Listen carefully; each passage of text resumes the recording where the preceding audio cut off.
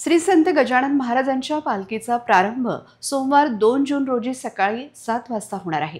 श्रींच्या भक्तिमय जयघोषात पालखी पंढरपूरकडे रवाना होणार आहे।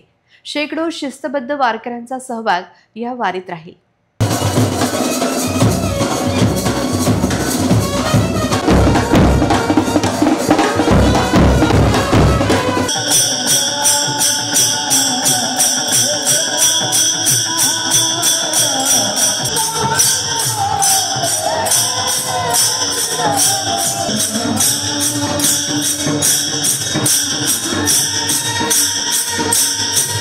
हेची व्हावी माझी आस, जन्मोजन्मी तुझा दास, पंढरीचा वारकरी, वारी चुकून देहरी।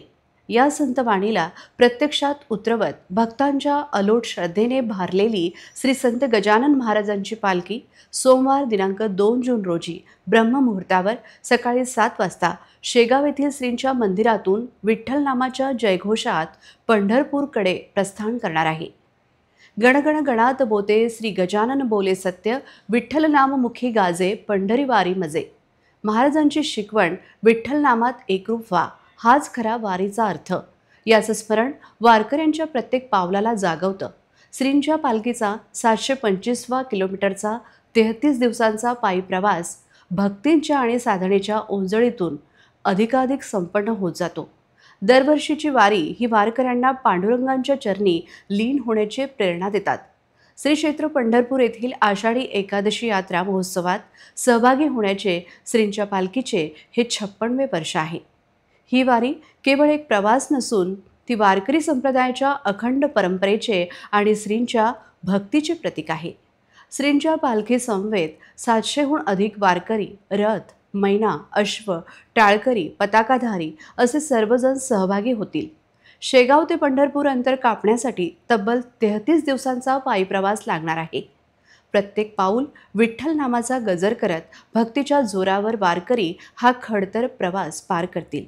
श्रींची पालखी 4 जुलै रोजी श्री क्षेत्र पंढरपूरला पोहोचेल अशी अपेक्षा आहे, जिथे विठ्ठल माऊलीच्या चरणी लीन होण्यासाठी भक्तांची अलोट गर्दी जमेल। श्रींची पालखी संतनगरी शेगावातून निघाल्यानंतर 2 जून रोजी दुपारी श्री क्षेत्र नागझरी येथील श्री संत गोमाजी महाराज संस्थानमध्ये श्रींची पालखी पोहोचणार आहे।